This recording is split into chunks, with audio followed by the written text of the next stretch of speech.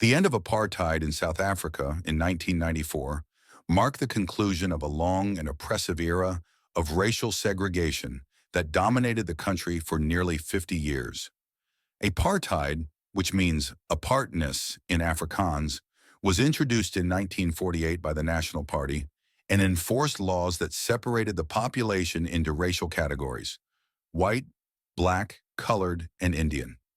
The white minority held all the power, while non-white South Africans faced severe restrictions on their rights, from where they could live and work to what education they could receive.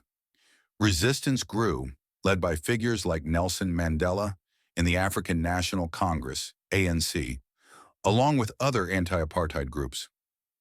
Mandela became a global symbol of the fight against the system, but in 1964, he was sentenced to life in prison, serving 27 years before his release. By the 1980s, South Africa faced internal unrest and international pressure, including economic sanctions and cultural boycotts. The apartheid regime was increasingly isolated, and the country's economy was struggling.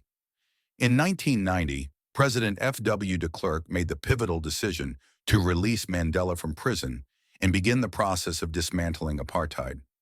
Over the next few years, negotiations took place between the government and opposition groups to transition South Africa toward democracy.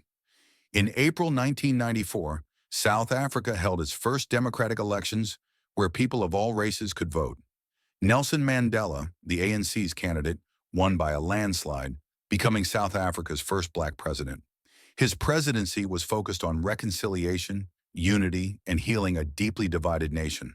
The end of apartheid was the result of decades of struggle and sacrifice, both within South Africa and from international solidarity.